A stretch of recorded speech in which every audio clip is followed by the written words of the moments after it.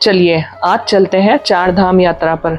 हमारी चार धाम यात्रा शुरू हुई हरिद्वार से। हम दौड़ दौड़ कर हरिद्वार की ओर जा रहे थे और हम पहुंच गए गंगा माँ के तट पर। गंगा माँ की आरती कर कर, दर्शन कर कर, पूजा कर कर हम आगे निकल गए अपने अगले पड़ाव की ओर।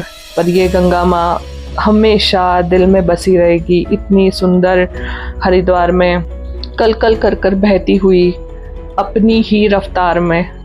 अब सबसे पहला काम था रजिस्ट्रेशन करवाना। हम पहुंचे रजिस्ट्रेशन ऑफिस में, जहां पे काउंटर खुले भी नहीं थे क्योंकि हम लोग बहुत जल्दी पहुंचे थे, सुबह 5 बजे। अपना रजिस्ट्रेशन पूर्ण करवा कर हम निकल पड़े अपने पहले धाम की ओर, यमुनोत्री की ओर। यमुनोत्री जाने का रास्ता भी बहुत ज़्यादा ऊपर नीचे, उबड़ खाबड़, डरावना सा है, पर सारी मुश्किलों को पार करते हुए हम पहुंच चुके थे माता के दर पर। सबने कहा था खड़ी चढ़ाई है, 6 किलोमीटर है, संभल कर जाना, पर मुझे तो माँ के दर्शन तक अपनी श्रद्धा पहुँचानी थी।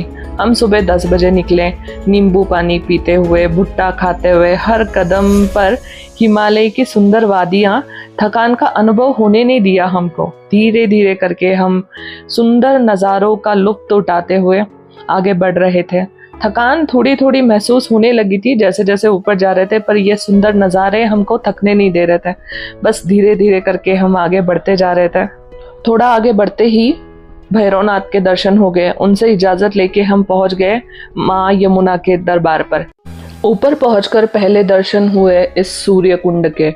इसमें स्नान करने की सुविधा है, नीचे पूरा बनाया गया है स्नान करने का जगह, लेडीज के लिए अलग, जेंट्स के लिए अलग। इसमें खौलता हुआ पानी होता है जिसमें 88 to 90 डिग्री सेल्सियस तक गर्म होता है ये पानी। सूर्य कुंड का जल कई खजीनों से युक्त है जिसे त्वचा रोग, वात, पित्त आदि में उपयोगी माना जाता है।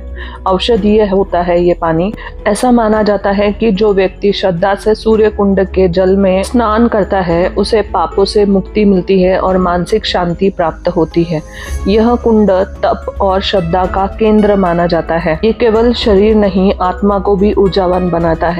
नीचे की इतनी चढ़ाई करने के बाद ये अनुभव सुखद और शांति देने वाला लगता है। यहाँ पे चावल दी जाते हैं थोड़े से पुटली में पकाकर, जो थोड़े कच्चे होते हैं, जो उनको घर पे लाकर उसका प्रसाद बनाकर अपने घर परिवार में बांटना होता है। खीर बनाकर वही चावल की, जो इस गर्म पानी में थोड़े से कच्चे, थोड़े से उबले हुए चावल होते हैं। इसको बहुत गुणकारी माना जाता है।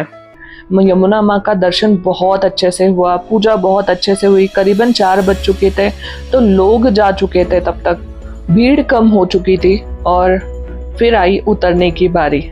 हम धीरे धीरे करके उतरने लगे। शाम 6 बजे उतरना शुरू किया, पर शायद यही परीक्षा की शुरुआत थी। चढ़ाई कठिन थी लेकिन उतरना उससे भी ज़्यादा खतरनाक।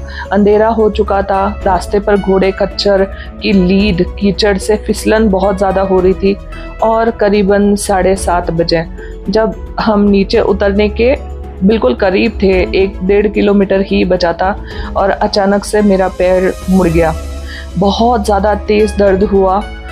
कुछ समय के लिए कुछ समझ नहीं आया, आंखों के आगे अंधेरा छा गया। एक क्षण ऐसा लगा जैसे मैं हिल भी नहीं पा रही। ऐसा लगा यात्रा खत्म हो गई। पर तभी एक घोड़े वाला भाई आया जिसने देवदूत की तरह सामने आकर मुझे कहा कि मैं छोड़ दूंगा आपको। मुझे किसी भी घोड़े पर बैठकर यात्रा नहीं करनी थी, किसी बेजुबान जानवर को तकलीफ नहीं देनी थी, पर शरीर जवाब दे चुका था, पर मन नहीं मान रहा था। काफ़ी कोशिशों के बाद मैं घोड़े पर बैठ पाई। रास्ते भर भाई साहब मेरे साथ बात करते हुए चले और धीरे धीरे हम नीचे अस्पताल की ओर पहुँचे।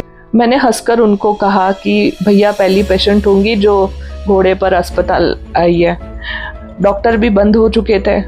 घोड़े वाले भाई साहब जाकर दौड़ दौड़ कर उनको लेके आए।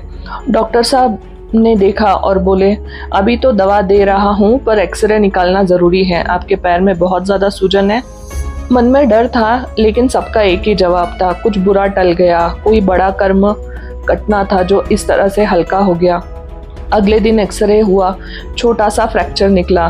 दर्द था लेकिन राहत भी थी। शायद माँ यमुनोत्री ने मेरी परीक्षा ली थी और मुझे पास भी कर दिया। ये यात्रा सिर्फ शरीर की नहीं, ये यात्रा आत्मिक तपस्या है। दर्द आया, डर भी लगा, पर माँ की कृपा ने सब सहज भी कर दिया। अब भी पैर में दर्द है लेकिन दिल में सुकून है, क्योंकि माँ की चरणों तक पहुँचना आसान नहीं होता, लेकिन जब मन सच्चा हो तो रास्ते खुद ब खुद बनते जाते हैं।